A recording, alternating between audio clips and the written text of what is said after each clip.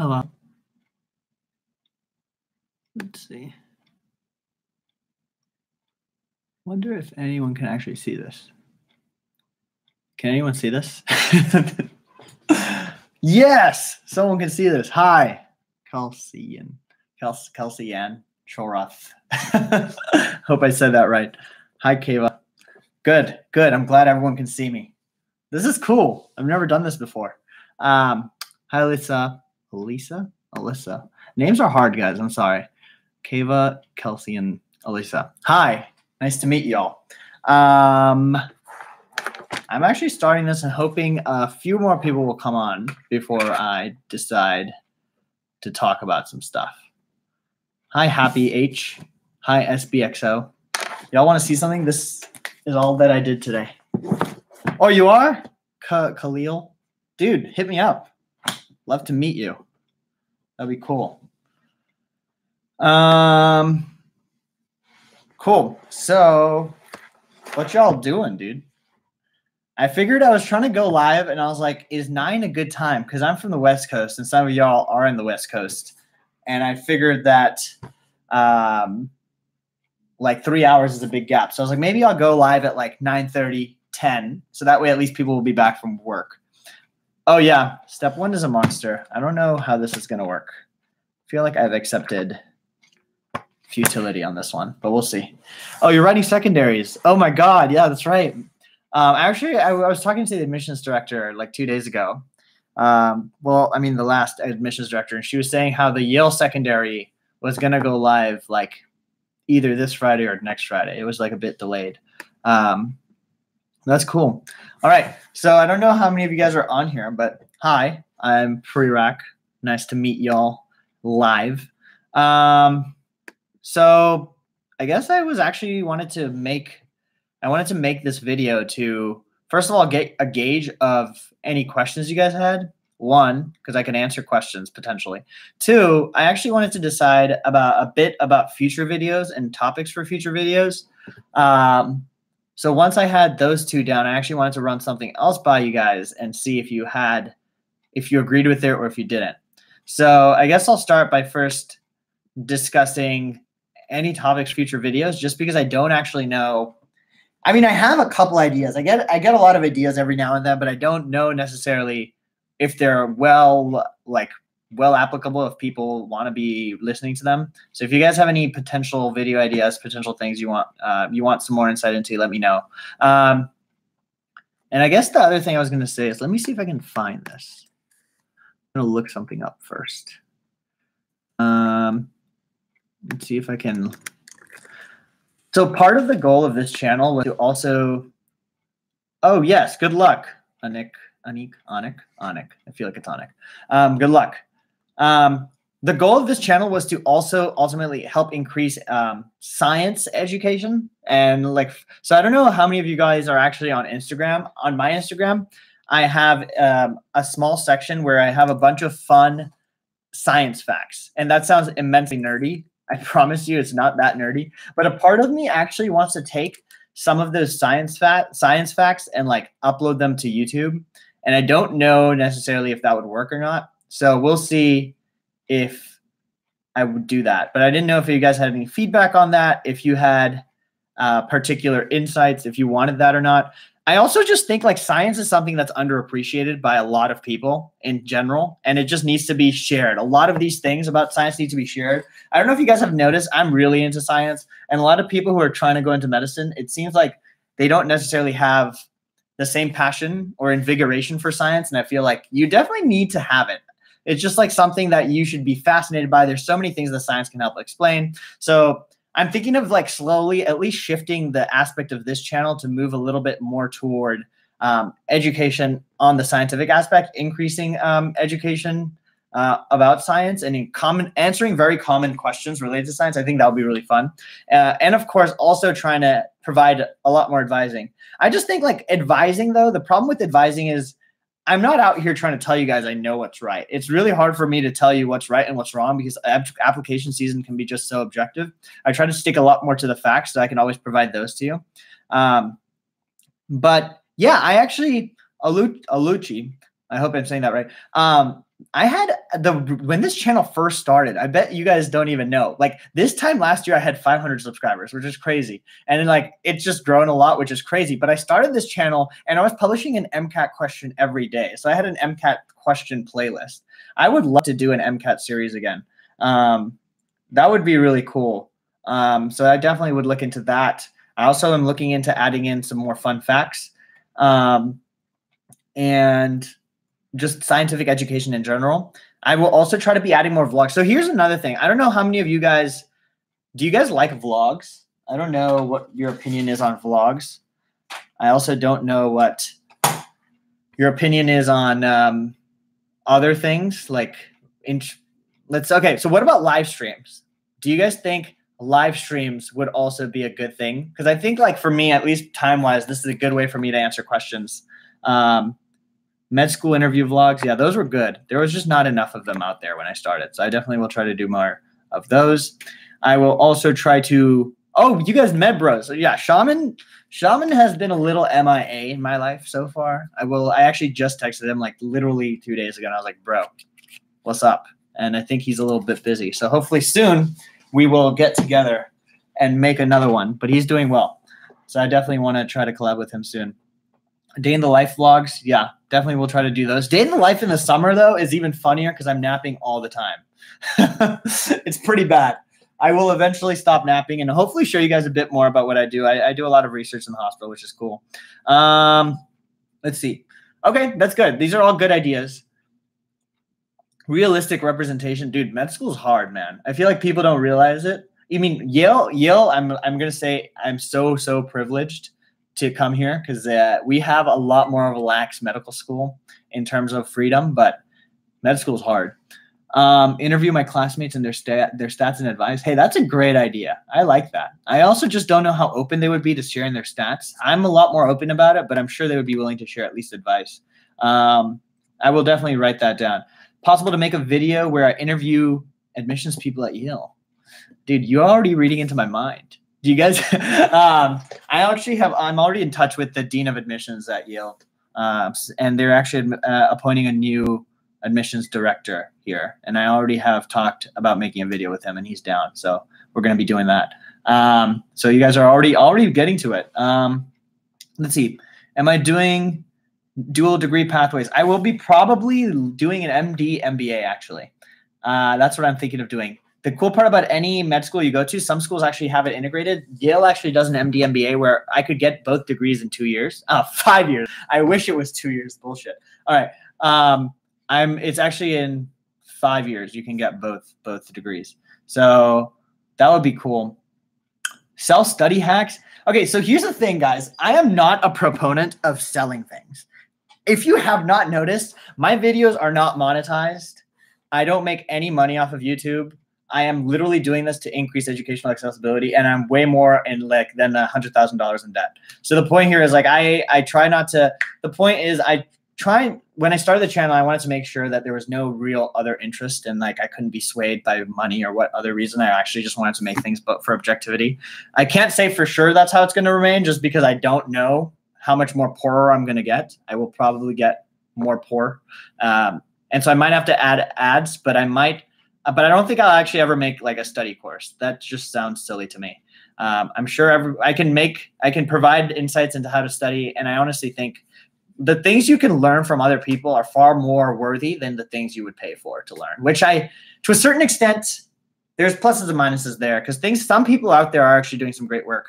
Like Dr. Pineset, I think does great work. But I think overall it's just, I don't know really what else is out there and I don't feel credible enough to at least start my own thing. Let's see. I'm going up the comments. I'm currently working in the administrative aspect of medicine, but I've always wanted to become a surgeon. Realistically speaking, what age is the latest to apply to medical school? That's a great question. I am 25. Fuck, no, I'm not. Sorry, I swore. I'm trying to stop swearing. I'm not 25. I'm 24. Yeah, I'm 24 years old. And that's like, most people are taking years off, guys. So I would not be surprised. There are people who become surgeons very late in their life, and it really just depends what kind of life you want to live. I will say being a surgeon is a very large time commitment that you may or may not already appreciate. Surgeons have to do a lot. And at least for me, surgery is not something I'm considering right now, just because a large part of me, everyone right now will tell me, follow your passion, do what you want to do. But I feel like down the line, when I have a family, or when I'm surrounded by family, and when I'm surrounded by hobbies and things I want to do, like, it's so much easier to say right now, do what you want to do in medicine and let it take over your life. Sure, right now I don't have many responsibilities. I can let that happen. But down the road, when things are happening, when I want to be interacting with my parents, my family, all of that stuff, it's harder to say that. And I'm sure you have to sacrifice a lot when you're in an intense specialty like surgery. Let's see. I'm going to go how to study for Orgo. Dude, I love Orgo. That's the best. I don't know how I could make a video on that, but Orgo is the best. MD, PhD programs are great. You add an extra 3-4 years onto your education, but you also get everything for free. I don't know if you guys know that. MD, PhDs don't literally pay for tuition at all. And they go to school for free for 8 years, which is a good deal. I will be 30 when I start med school in healthcare. What are good non-research medical pathways? I don't know what you mean by good non-research medical pathways. Do you mean like aside from doctor? Because you could be a doctor and not do any research and still have a brilliant, brilliant career. But I'm sure there's other stuff too, like healthcare administrations. One of my friends just moved in upstairs, and she's doing an MBA and MPH dual degree at Yale, 2-year program. And those 2 degrees definitely open up her doors to a very, very large extent of opportunities. Let's see. Yeah, I'd be down to do a conference call. That'd be cool. I have like time right now. Is medicine much more difficult than dentistry? It really depends. Conceptually, I think we go through the same training in terms of our first 2 years. Is it harder to get into medical school than dental school? I'd have to do the research on that. I'm not entirely sure. My hypothesis would be, yes, it is harder to get into medical school than dental school, just because, like, here's the crazy fact, guys. Like, most medical schools in the US, the acceptance rate is like between 2 to 10%. Okay. Like that's any medical school in the US. So that just goes to show you like how crazy it is. I'm sure, I don't know what it is for dentistry, but hey, if it's any lower than that, then holy cow, maybe both are just insane. But my hypothesis would be maybe dentistry will be a little bit higher. Yeah, Anik, reach out to me. We'll try to figure something out. Let's see. Dating in med school. Dude, I don't date people. I date my textbooks. See this? Only thing in my life right now. No, I'm just kidding. There are people in my class who are in relationships. Maybe I'll ask them to talk a bit more about that. I will, but I think it's definitely different. It's a different experience. How do you know if medicine's right for you? If I'm choosing between tech and medicine, how do you choose? Oh my God, dude. That's a big deal. Tech and medicine. Does anyone else have that question? I mean, that's kind of like asking yourself engineer or like pre-med, right? So my sister is an engineer, which is funny. Because she gives me crap all the time about how she's making money already and how I'm going to be like 80 before the time I start making money, which is a valid point. But I think one thing for me that has always driven me away from being an engineer or being in tech or being anything else from a doctor is at the end of the day, 40 years down the line, I cannot live with myself knowing like I was just part of like a machine to a certain extent. And I think the argument there is like, of course, a hospital is a machine too. But every day in the hospital where I can meet with someone and know that like I'm going to be intellectually stimulated. Like a patient comes in with X, Y, and Z scenario, I'm always going to have to be like, this is new. I have to reset, figure out what's going on, and then like come up with a hypothesis. And that's something that I like love. In tech, I'm not saying I wouldn't get that. I'm just saying in tech, I don't know if I'd get as much purpose out of it. Like I'd be solving a problem, but then like I'd be working on one part of one app within like one domain of a big company versus like in a hospital, one person's one person, you know, it's like you're still changing a life. And for me, that aspect of meaning and purpose is worth the down payment of 10, 15 years that I'm putting in right now of getting educated. Because a lot of people are like, dude, you are literally like spending 10 to 15 years of your prime, like, right? Like when you're between your 20 to 35 is your prime. And I'm spending that time getting educated while all of my friends who are already working are literally like out in the field, they're having fun, all of that stuff. And I'm here studying. And people are like, how could you be doing that? And I think that's the trade-off you make for like 30, 40 years down the line to still get that sense of purpose. Because I think my dad, at least, is an engineer. And for him, his job is great. He likes it. But like for him, he looks forward to the weekends. Like he just goes to his work to provide for the family, and then he comes back. And as much as I think I would love that, I think medicine at least gives me, like, I go to work and every day I see something new. Every day I see something I'm interested by. Every day there's things that I'm learning that I probably didn't learn before. So it's cool. Let's see. So that's how I made that decision. But if you like money and you like to settle down and you want to live the prime of your life having fun, I'm not saying you can't have fun in med school, but hey, if you want to live the prime of your life having fun, majority, I would not recommend medicine. I mean, you'll have fun. I have fun every day because I'm studying and I love it, but most people don't consider that fun. See, could I review episodes of medical TV shows like Scrub and compare them to my experiences? Yeah, but I just don't have any experiences. Like I'm studying. I've not been in the hospital nearly enough. So I will do that.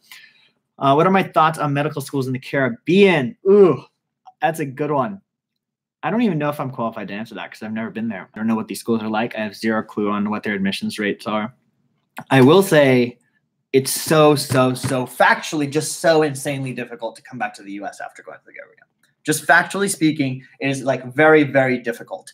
And this I think I can share with you guys. I had a patient experience in the free clinic just recently where a patient came in and the patient was like, here's my previous medical history, this, and this. And I was like, this is great. Like how she was giving such a great history. I was like, how are you giving such a great, she like knew exactly what questions I was going to ask. She's like, here are my tests. Here's what I was diagnosed with. Here's this, and this. I was like, you're a genius. What's going on here? And she was like, I was a doctor in my home country. And I was like, what the hell? You were a doctor? And now she's here and she basically, I guess, immigration stuff. But the point is, she is trying to match here now, and it's just insane. It's really difficult, even though she, by any means necessary, is qualified. It's just so hard for her because you're coming from another place that's not necessarily the U.S., and that just makes it really, really difficult. I hope that anecdote was helpful. Considering majoring in English literature, what do you think? I think that's great. I never could stand English.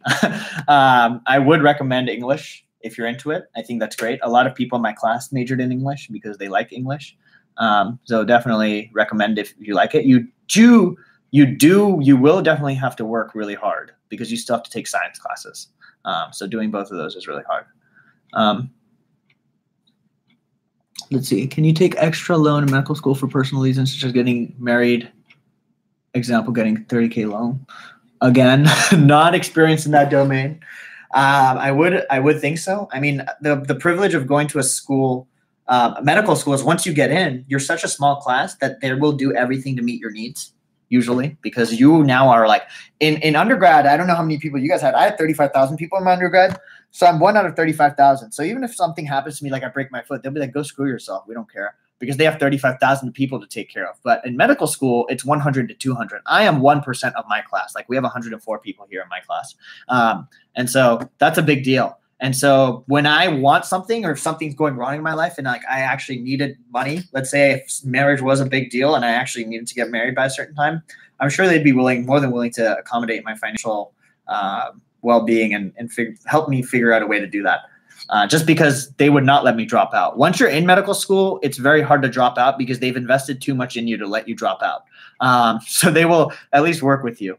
Let's see.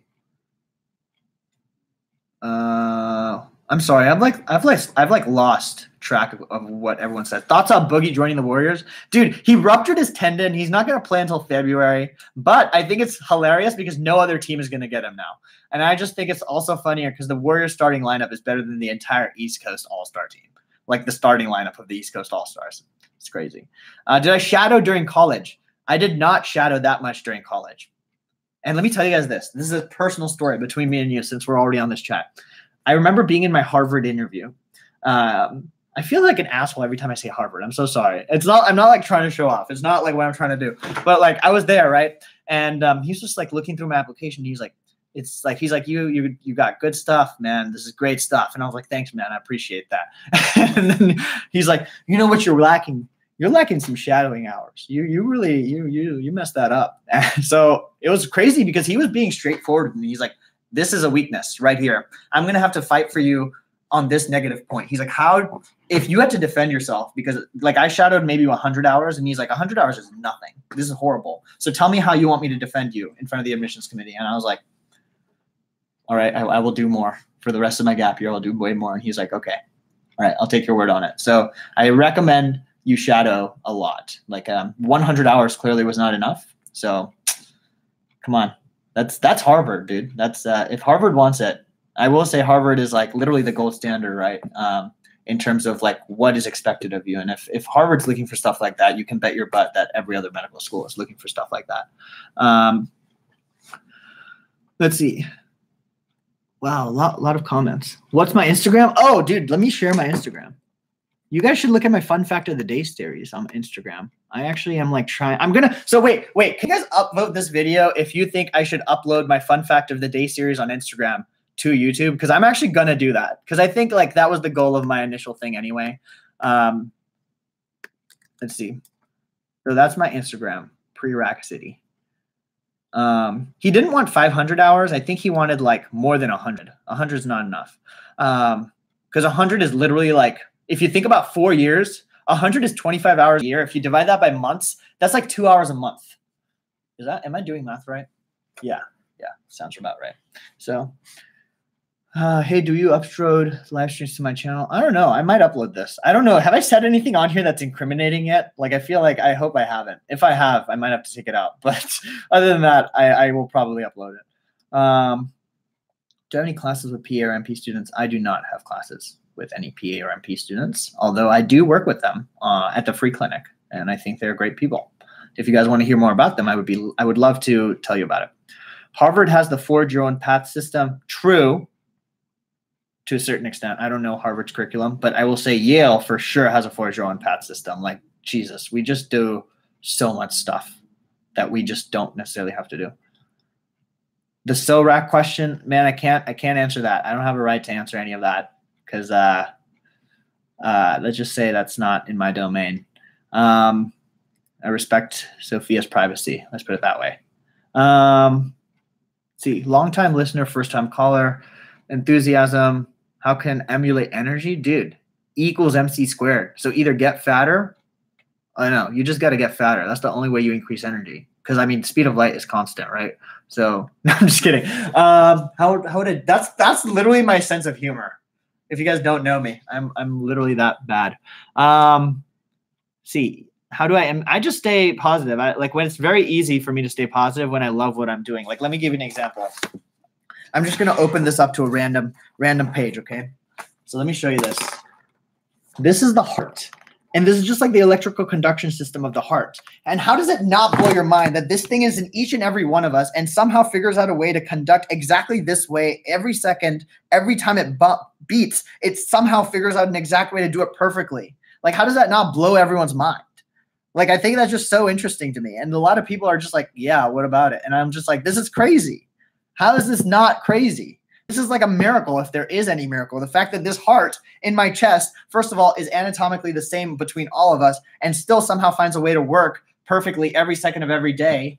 And even when something goes slightly wrong, we somehow have figured out like a way to detect that using like EKGs. How does that not blow your mind?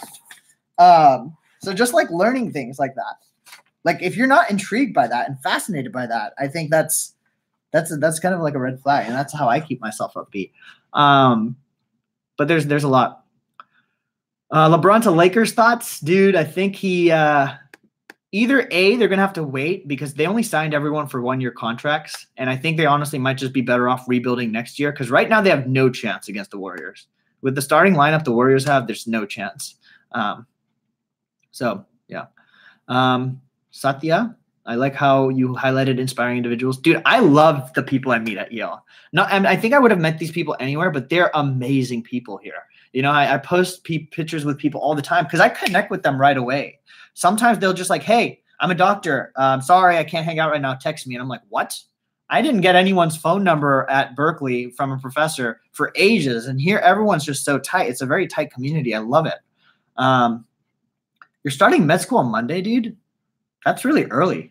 Surviving first semester. I can actually talk about this because I think I actually am going to make a video on this. Medical school first year is insane.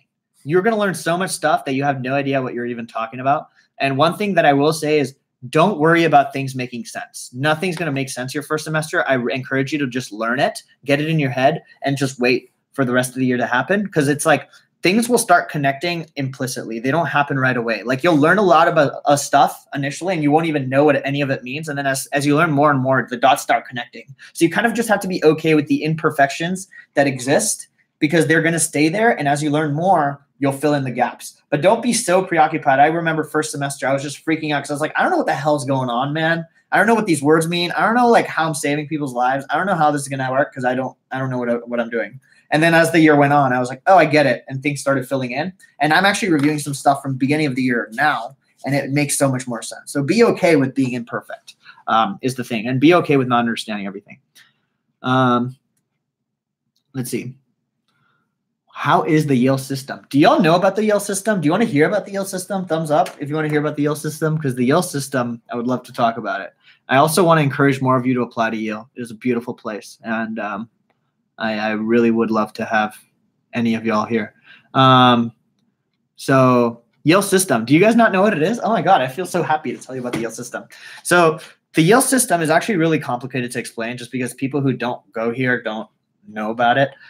The Yale system is literally like, I don't know if I'm going to incriminate myself by saying this. It's literally like, just do whatever you want.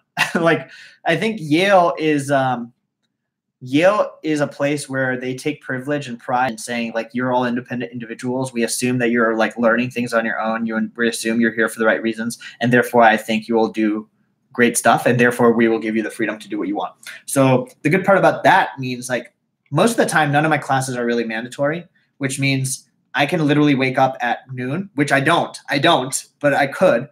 More important than that, I could also just spend the time I would have spent in classes like in the hospital. I can spend the time I would have spent in classes like doing research. I can spend the time I would have spent in classes working out.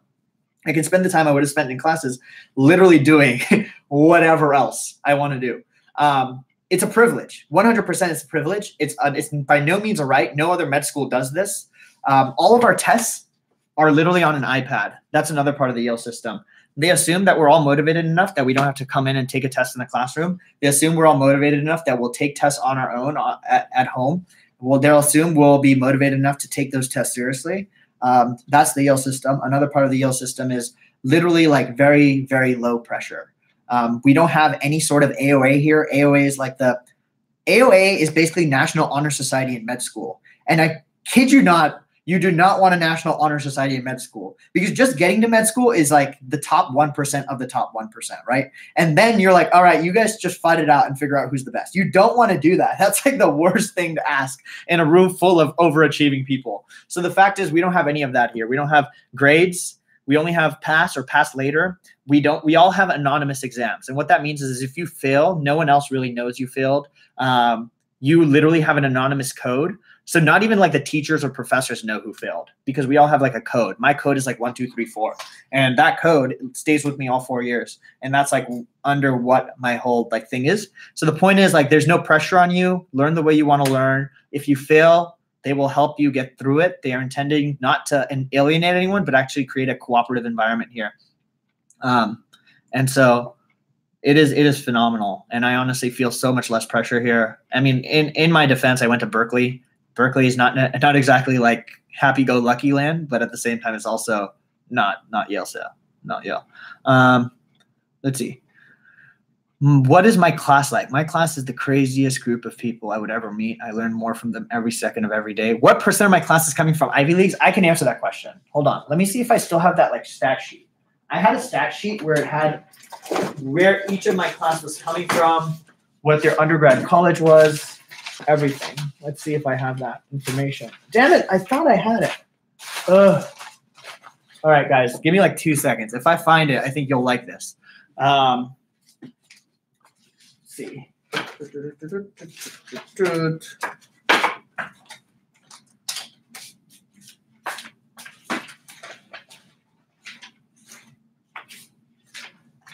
Nope, I could not find it, obviously. Wait, maybe it's in here. Hold on.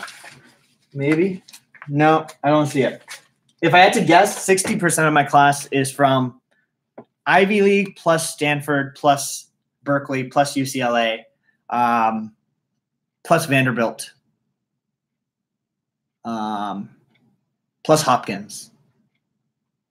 So if you add all those up, 60 to 75% of my class is probably from those schools. That is 100% factual.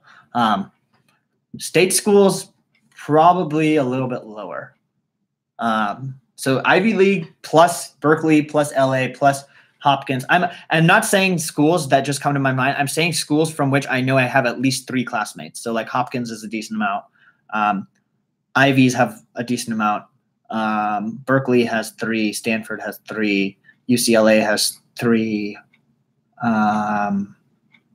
Wash U St. Louis has 2 or 3. Yeah, so I'd say at least 60 to 70%. Let's see. Let's see. Okay, so also that is selection bias, right? Because there's a bunch of people from all of the Ivy League schools that don't go to really that will not come to like Yale, right? They will also go to other places, but it is just selection bias because it's in the opposite way. Did I start studying for step 1 my first semester of med school? I am not using Kaplan. I do work for Kaplan though, but I'm not using Kaplan. But did I start studying for step 1 my first year? And that's the beauty of the Yale system. To a certain extent, yes, because we can study in whatever way we want. So yes. Am I in debt already? Dude, I've been in debt. I'm going to be in debt for a while. I'm just been way more okay with being in debt now. What is my first game console? Game Boy Advance, baby. Pokemon Crystal version. Way back in the day. Let's see. What's up, Vinith? It's my cousin's on here. He's a homie. Let's see. Can I archive this stream? I will. What should I title this stream? Give me some ideas. Don't clickbait it. I don't clickbait. I will not clickbait. I also try my best to never monetize, and I also try my best to be real. So we'll get there. Cool. Thanks for subscribing. Oh, if you guys are not subscribed, please subscribe. That would be cool. I'd like subscribers. I'm trying to get to 10,000 by the end of this year. What am I at? Like 5,246. It's cool. That's good. But also 103 people are watching. If everyone liked this could be at like 100 something likes. That would be a good idea. I am a student brand ambassador for Kaplan. Let's see. How do I recover from a bad exam/day? I don't really.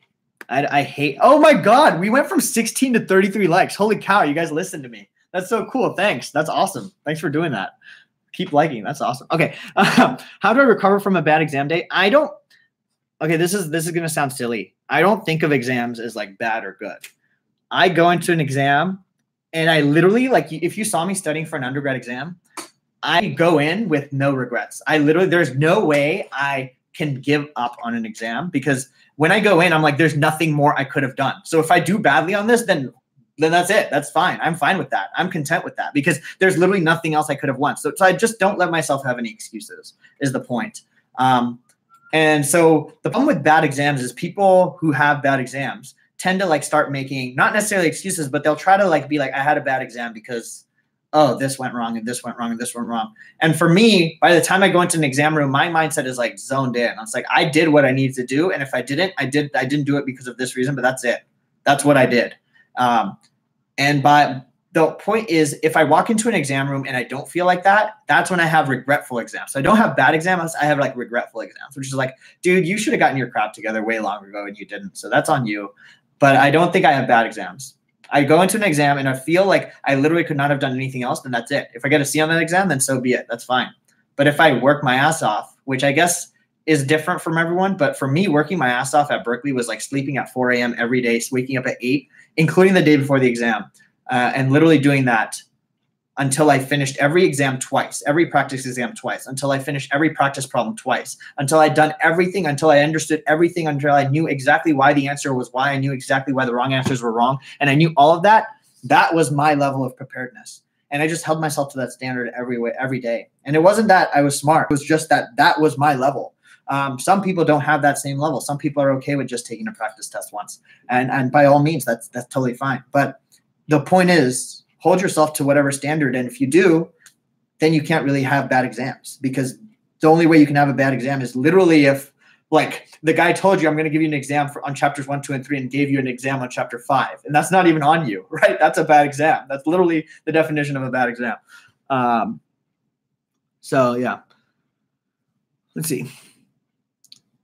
Thoughts on studying for the SAT versus MCAT versus USMLE? I don't know yet. All I know is the SAT was bullcrap for me. I just hate reading. Like reading on SAT and MCAT, I just think it's just so silly. I've consistently been like 55th percentile in reading my entire life. I was 55th percentile on like the STAR test in elementary school. I was 55th percentile on the SAT when I did the reading section. I was 55th percentile when I did the verbal section on the MCAT. So all I can say is that's just like, I have no means to tell you anything about those, but the USMLE has no verbal section. So I think from a testing standpoint, I find a lot more solace in that. Like I love science. So that's cool. How do I have enough time to do a practice exam twice? That's a great question. It's probably because I told you guys I didn't sleep. You kind of have to pick your battles there. And if you do sleep, yeah, I'm not encouraging not sleeping. I strongly encourage. I don't say I'm making the right decisions by any means. A lot of people are like, dude, you don't sleep a lot. And I'm like, yes. They're like, that's horrible for you. Like, and I'm like, yes, I do. But it's just my personality. That's just stupid, I guess. What's up, Ryan Conway? Is there any alternative to a post-bac program like online masters while working? I really need my job these days and can't take any time work off for a post-bac. That's tough. I'm sure there are, but the only problem is, and this is just society working against you because like you could do an online program, but the problem with that is I anticipate a lot of like critical feedback in the sense of like people being like, dude, why'd you do it online? Like, and I know that your reason is totally valid, but the problem is there's just so much more hoops that you would have to jump through to like eventually get to that point. One potential idea is to potentially work out like a part-time post-bac part-time part work program. It's going to be really challenging. By no means am I saying it's easy, but at least then you have a chance to hit both things. Coffee lover? Absolutely, dude. I have too much caffeine in my body. Will you still email me your AMCAS? Yes, I will. If you email me, it just takes me a while to get around to it, but I will get there. I promise. I think I've emailed a decent amount of people.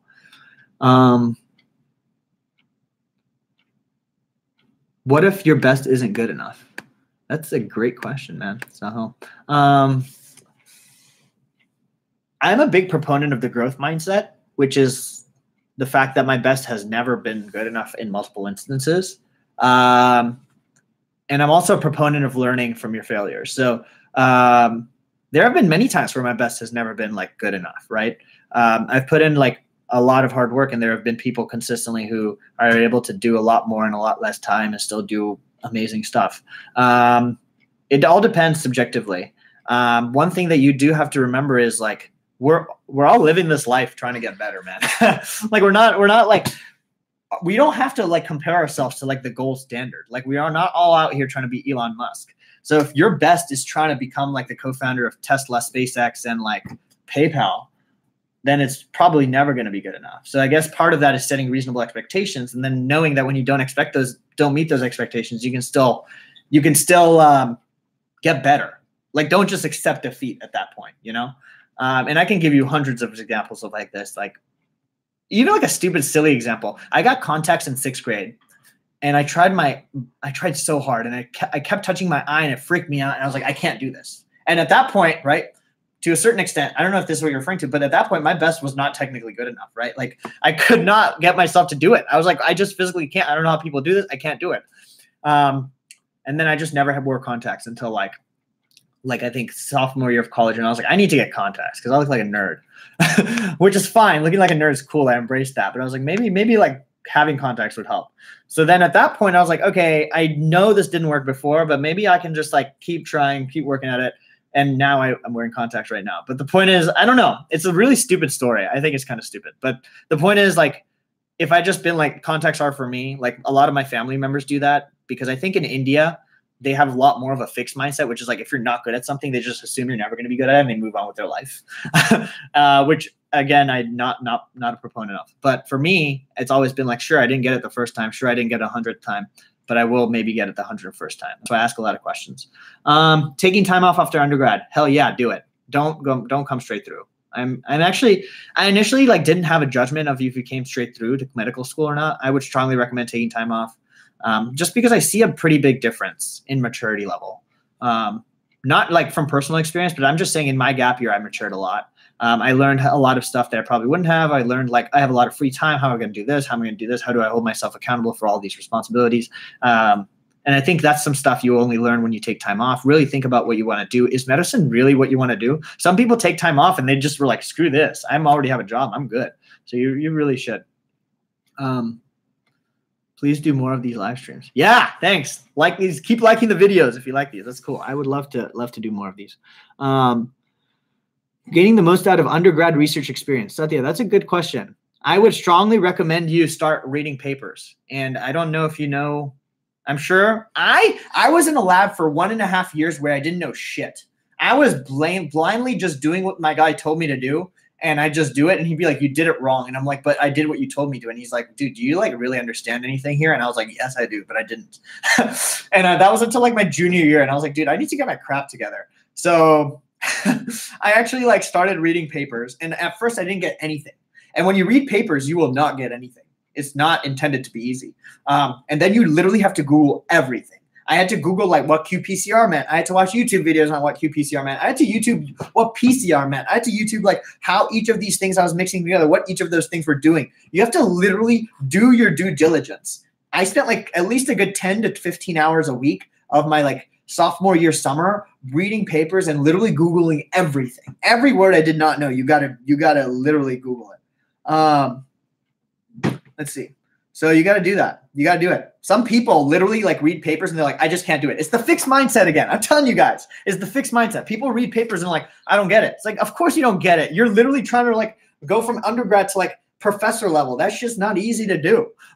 So you have to build up your knowledge in little increments and you have to like do your due diligence, Google everything, Google every technique, YouTube it if you have to, which is where this channel comes in handy. I'm going to try to make a lot more videos on educational stuff, but YouTube everything, Google everything, and you'll get it down.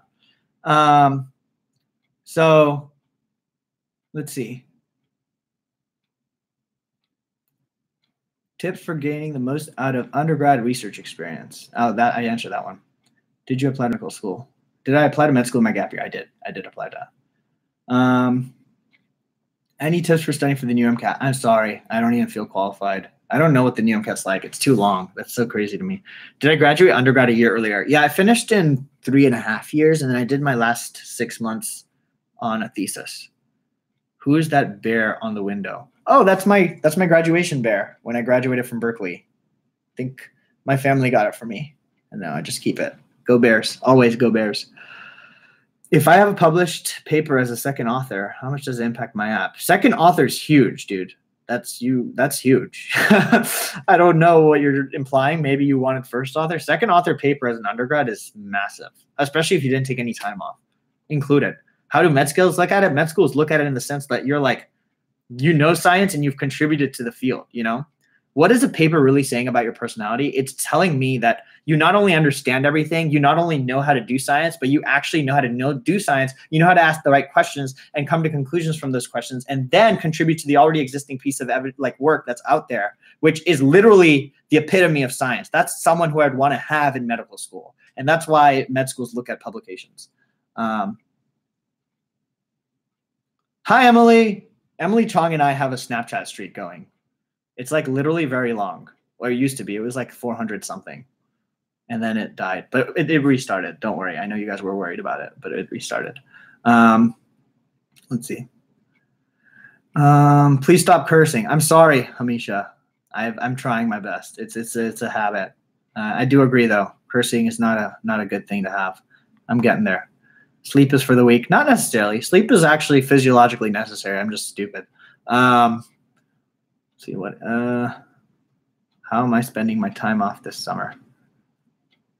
I'm doing a couple of research projects actually. I'd love to tell you guys about it. Doing a couple of research projects. I have a couple of video ideas I have in store. I really want to get this channel up and going. A part of this, so part of my goals for this summer is to get this channel to a point where I actually can get a decent amount of funding and actually start creating some educational content.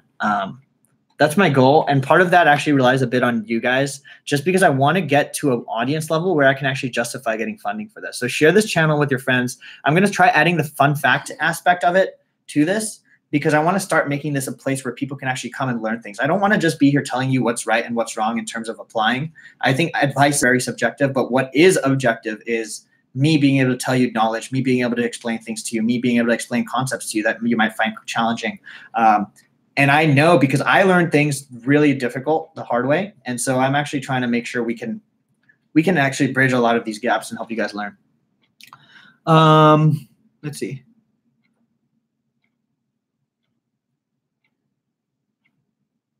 Do people still party at Yale Med a couple times? People are always partying. You're going to have different types of people in medical school, right? People will be down to party. People won't. It really depends. And I will sometimes go out and have fun with them. And sometimes when I have stuff to do, I won't. It all depends on my perspective. Talk about failing an undergrad course. That is a big deal. I'm sure whatever happens, when someone fails an undergrad course, it's, in my head, two reasons. One, something outside your control happened that actually influenced your class and therefore got in the way. And 100% I empathize with that. Like, life can be really, really difficult. And sometimes maybe you just had to leave. And that's what happened.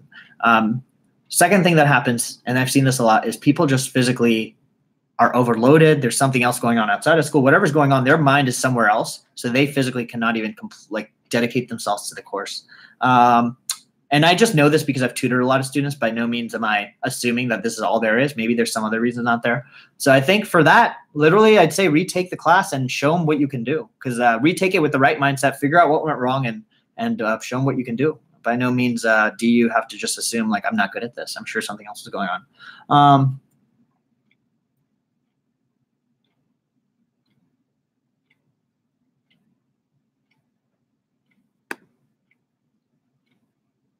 What's my Snapchat? Prerakcity. Let me write it that right here. Add me on Snapchat, homies. Were you a private tutor or did I work for my school? I worked for Berkeley and I was a tutor for Kaplan.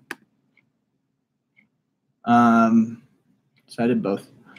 When did I know I wanted to take a gap year? I knew I wanted to take a gap year because I was graduating and I was like, people were asking me what I was going to do next. And I was like, I'm probably going to apply to medical school. And they're like, oh, are you applying this cycle? And I was like, what does that mean? Oh, no. I remember junior year. People were like, what do you want to do after medical? What do you want to do after undergrad? And I was like, I'm going to apply to med school. And they're like, oh, so you're going to take a gap year. And I was like, no. And they were like, oh, because if you weren't, you would have had to apply like through 2 months ago. And I was like, okay, well, I guess I'm gonna I'm gonna take a gap year. What does MBTI mean? I'm sorry, I don't know what that means. How to be competitive for residency.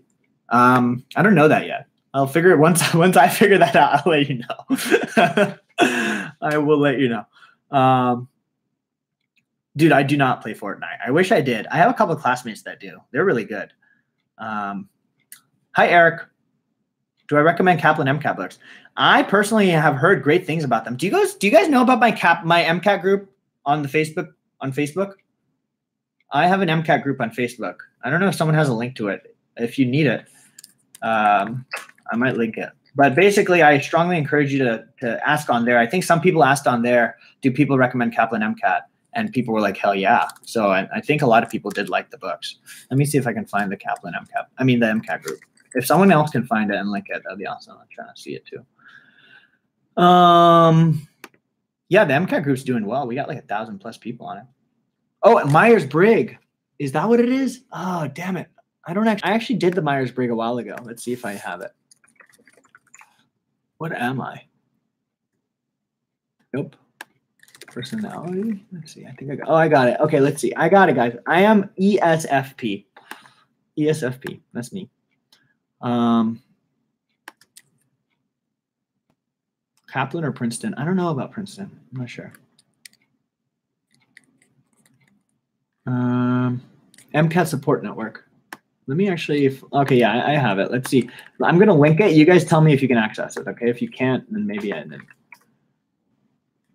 If you got me on Snap, I'll probably, Berkeley Review is literally the greatest of all time for science. I agree. If you guys watch my MCAT video, I've already repped Berkeley Review a bunch. Berkeley Review is literally the best for science. I will vouch for science. I don't know about anything else. Their questions are raw on, and they're so hard that they over prepare you to a certain extent. Sergey, I'm sorry. I will definitely add you back on Snap. What is my life motto? I actually have a tough time with this. I feel like when I'm talking to you guys, I'm always happy because you guys make me happy.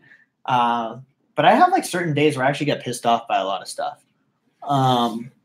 Like one thing that makes me really mad is like sometimes people just don't respect each other to the same level that I think everyone should. So that makes me mad sometimes. And sometimes I have issues like feeling a little bit like why don't people just like treat each other better, you know? Like not just with me, but like with other people.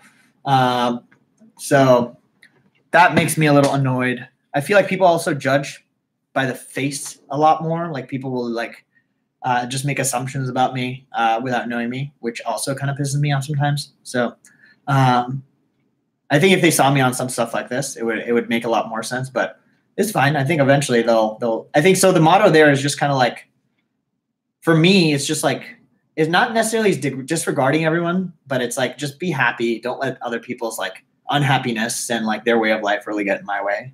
I think it's really, really hard to do. I have a hard time with it, as I just told you. But one thing that helps me, this is how nerdy I am.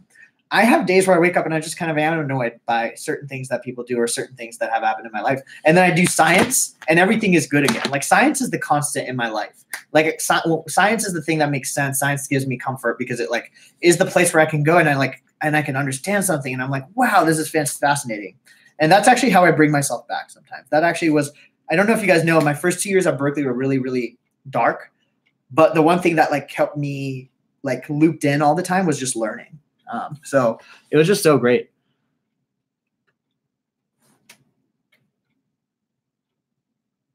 Yeah, Sergey, I think I agree with you. It definitely can be for mentally, if you're mentally ill, and that's a whole video on its own, man. Mental health is a severely underrated part of our society and needs to be taken more seriously.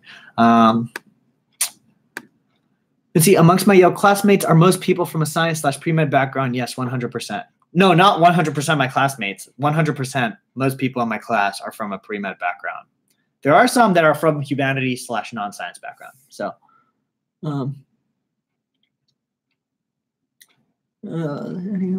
any people who did an arts undergrad now applying to med school? Dude, if you did all the prerequisites, do that. Okay, anyway, if you did everything for med school and you did an arts major, that actually works to your benefit because it shows that you're different. It shows, like, I can ask you, why did you do art? And you literally would just be like, I did art because of this, but I also want to do medicine. And your answer would be way more different than a traditional pre-med who says, I just like science, you know? So I think that actually stands for you. Pre-med Ryan, what's up, Ryan? What do I think about diminishing returns in regard to shadowing hours? Oh, the diminishing return, that's a good point. Ryan, you've shadowed way more than I have because you literally work in a hospital. Also, guys, for those of you who don't know, I actually do like building longitudinal relationships with like all of you if you want to like actually do that. Ryan and I actually met through Instagram, and then he and I actually met up at Yale when he came to visit one day. So that was really cool. So Ryan and I actually are pretty close. But I think the diminishing regards, probably at the point when you start seeing stuff and you're like, I've seen this before, probably when you know, like when you like start liking something. Like I knew I had not done enough shadowing because I didn't know what I wanted in medicine. I had known, like, I didn't even know if I wanted surgery. I didn't even know if I wanted surgery or clinic. I didn't even know if I wanted like internal medicine. And I didn't know if I wanted ER. So I think if you get to the point where you can start seeing the granularities, okay, here's a good test. If you guys know what like urology is as a field, no, that's not a good test. Sorry. But I say that because I went into med school and I didn't really entirely know what urology was. So like, I was like, what's urology? And people were like, what's wrong with you? And I was like, okay, well, I didn't shadow enough, clearly. I also didn't know what like ENT was. So if you like start knowing all the specialties, starting knowing all the branches of medicine, I think that's going to be a really big way to know if you shadowed enough. That's a really good barometer. Thanks, Ryan. That's a good way. So that's going to be my official answer. You will know you have shadowed enough when you know any specialty that someone brings up. If I tell you radiation oncology, if I tell you anesthesiology, radiology, if I tell you ENT, if I tell you urology, if I tell you OB-GYN, you should be able to tell me what each of these people do, what their daily life is like, all that stuff. That's how you know you've shadowed enough.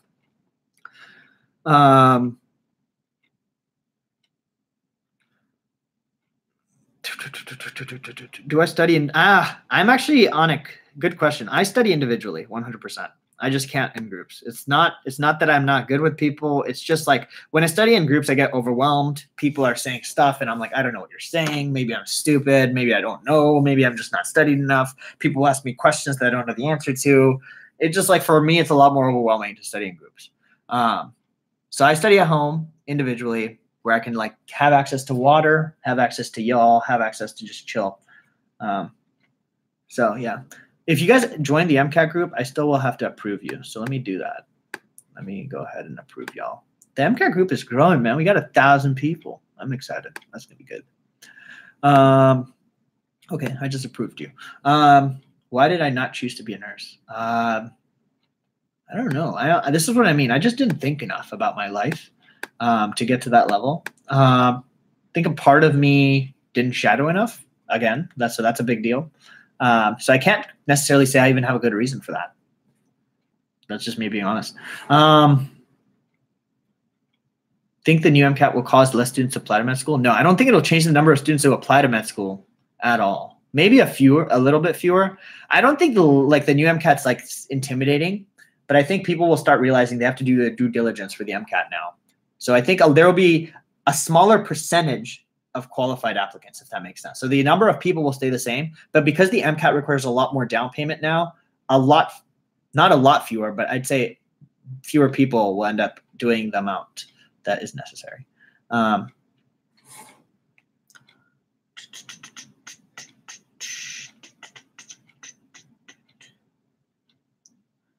Zayad, I think this is a good question. Does it matter where you go for undergrad?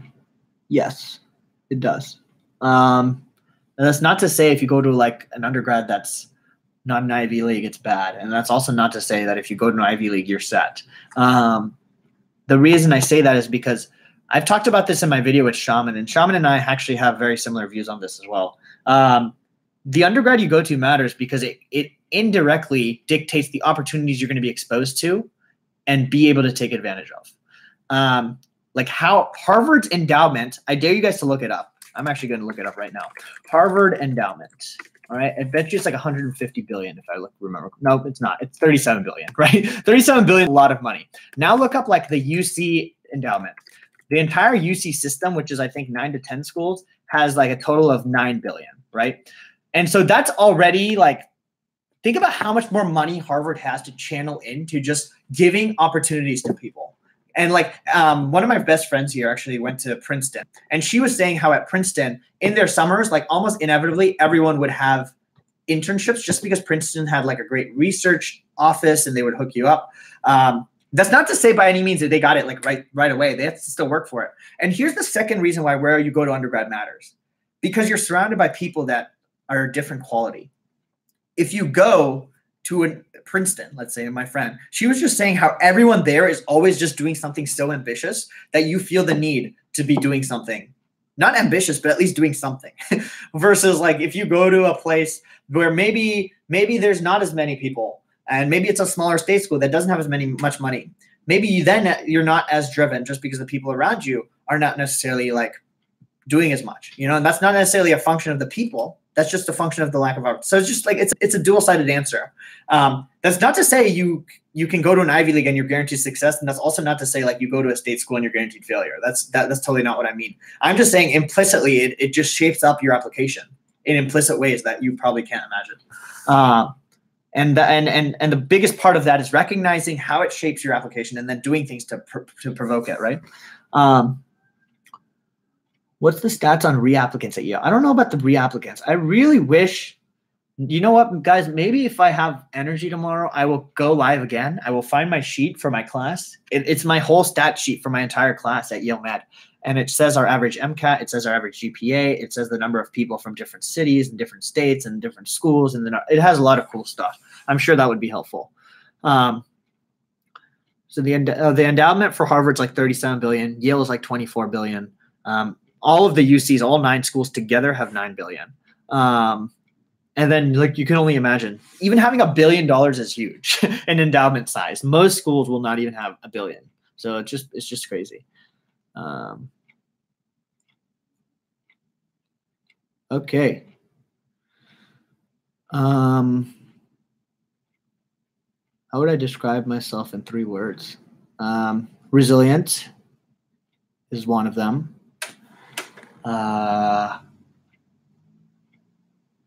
Let's see. Resilient. I think I'm passionate. Let's see. What's the last one? I'm a go-getter. Like that's, I guess that, a lot of people might say they're go-getters, but like I am a go-getter. Like you would not believe. Like I think again, the thing that transformed me to this is running. I used to have like a 10-minute mile, and then I had literally like a 4:30 in high school. And just seeing that, I was like, dude, anything's possible at this point. And so that point, I just realized like I'm gonna get, like, if there's something I'm gonna try to do, I'm gonna try to do my best. And if I don't get it, it maybe wasn't just not the right time, but I'll try to do it. Any common study habits I see among my Yale classmates? They're all different, man. Some people love taking notes on their iPad. I hate taking notes on my iPad. Some people don't study at all. Some people study a lot. Some people study medium amounts. Some people are geniuses. Some people love research. Some people don't study on weekends. Some people only study on weekends. I don't think there's actually a unifying theme there. How do you overcome failure and become resilient? That's literally like the hardest part of that, Eric, is you just got to, like, I'm not saying you fail. I'm just saying you have to see failure a lot. Some of you guys are probably not my friends on Facebook, but here, let me show you something. Wait, I think this is going to be cool. I really want to show this to you. So stay on. If you're about to leave, stay on, because don't you dare leave. Like this video, because I think you're really like what I'm about to show you. So when I graduated Berkeley, everyone was like, wow, look at this guy. He did so much stuff. He was so smart. And it's like, no, I really wasn't. This, if you click on, why can't you click? Let me see if I can find out where this link takes me. Let's see. Okay, I'm going to link a new link. Let me see if you guys can see this. Can you see this link? Yeah, click on that Drive link. Open it in a new tab. Don't leave this, obviously. So when you click on it and you open it up, I created this thing called a CV of failures, which is literally like people were looking at me and they're like, dude, you did some great stuff. And I was like, yeah, but I failed a lot. Like I failed a lot.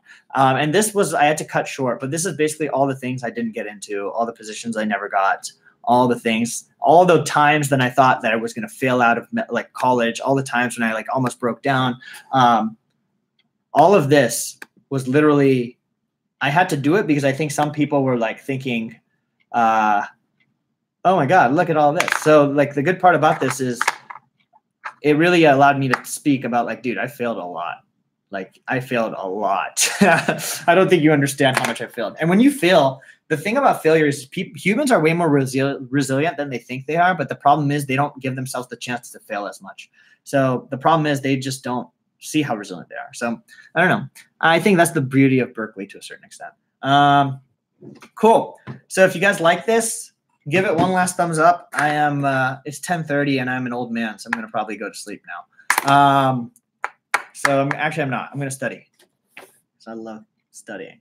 I will also, wait. I don't think we reached a consensus here. Y'all are my real homie G's because you're still here at the very end of this. So let's talk about this. Comment yes and like the video if you're cool with me uploading like more sciencey, knowledgeable things, probably short 30-second videos about like just basic science concepts that I think everyone needs to know. And I'm hoping I will add that on. I'm going to actually, if you guys, okay, yes. Okay, good. So I'm actually going to go. And if anyone actually wants to say no, please say no. I would love to hear why. But if you think yes, I'm going to go ahead. I have a bunch of stuff on Instagram, but I'm going to download each of those and individually upload them onto YouTube. I probably will make it so subscribers don't get notifications because there's going to be a lot of them, but they'll be up hopefully by tomorrow. All right. Why do the people that said no say no? I would love to hear that too. But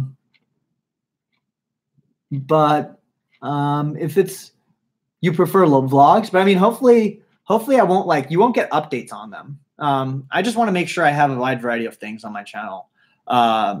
If anyone else has another reason why they really don't want science stuff on this channel, let me know.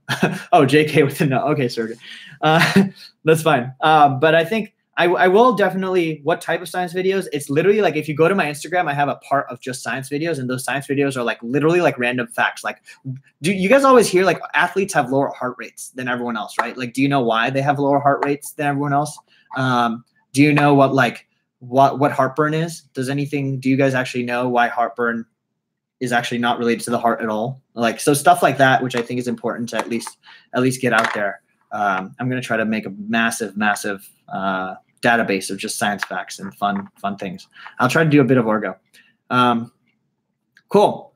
Thank you guys. So this is great. I actually started this live stream to literally ask that question, and I went on for an hour. So it seems like everyone enjoys this. So I will I'd be more than happy to do it. Feel free to reach out to me on Snapchat, Insta, whatever the hell. I think Snapchat and Instagram are the only two I usually use. The problem is I get a lot of questions all the time. So if I don't respond to you, feel free to ask again, but don't like ask every 30 seconds. Like wait a couple days. I might get back to you. If I don't, feel free to bump it, at least for the summer. I give you permission to do that. After the summer, it might change because I might actually have more stuff, but we'll see. All my Snapchat and Instagram should be on my channel. And I'm a loser. That's not nice. That's okay though. I guess it's fine. Okay, so that's it. I will be leaving you now. Ask me more questions, and I will see you guys next time. Peace.